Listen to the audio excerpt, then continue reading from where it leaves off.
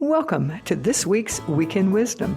This podcast is our opportunity to answer your questions. We have another podcast where we interview an expert or someone with lived experience for about an hour. But this podcast is intended to be short and to answer your specific questions. So please send us your questions to info@creatingafamily.org, or there's a link in the show notes you can use. All right, let me jump right in. This is from Brandon. Hi, Dawn. I'm a big fan of the podcast, and I always find it helpful and informative. My husband and I have two adopted twin boys who are 8 months old, and we've had them since birth.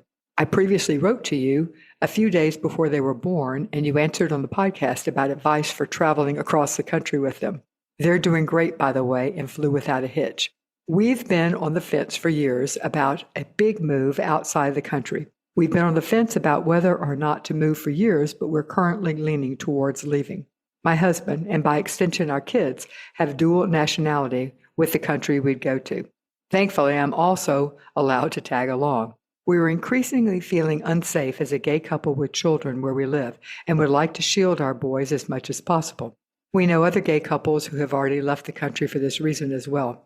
We currently live near a large family and support network from both sides of the family, and would be mostly on our own except for a few distant relatives after the move.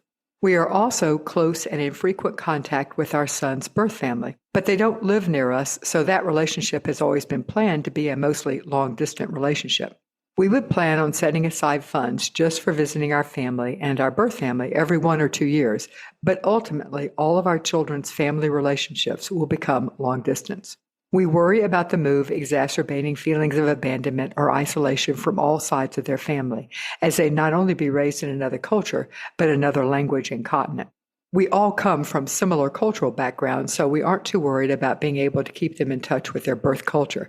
But we want to be sensitive to their particular needs as to how this could affect them as adoptees. Is there any research on how adoptees are affected by being adopted into larger versus smaller families? Or adoptees who move abroad or are adopted into immigrant families? Or maybe if there is some advice to be gleaned of the families adopting internationally that would be applicable to our situation. Our children are our highest priority, and we want to set our children up for success whether or not we move. Well, Brandon, I absolutely remember your other question because I had so much fun answering it. Thank you for checking in, and I'm so glad to know that your family is thriving. So your first question about travel, I'm going to be honest, was a lot easier than this one for me to answer. You specifically ask here about research on how moving away from family, both extended adoptive family and birth family, impacts adoptees. I don't know of any research that directly addresses this question. There is research that shows that open adoption is better for adoptees, and open adoption can look like many different things, but when possible, there are advantages to visiting biological family in person and establishing relationships. And establishing relationships requires some degree of frequency. As you mentioned, your kid's birth family does not live nearby, but I would have to guess that it would be easier for you to visit with them more often if you lived in the U.S. On the other hand, with enough money and commitment, you could make it work. I would also add that I don't know what your communications were with the birth family, but I throw it out there. Would they be accepting or understanding if you moved out of the country, or would they feel betrayed? That is something certainly worth considering. However, my greater concern would be the separation from your large family and support network. You said you have that from both sides of the family. You know, a supportive family is so important to providing support for your family. They give your sons another caring or other caring adults who are vested in them for life, to interact with and share interests with as they age. And they can also provide your boys with close females to balance out having two dads. I don't really buy into that gender-based difference in nurturing, but I do acknowledge that both boys and girls gain something by being loved and nurtured by both males and females, as well as any other gender expressions.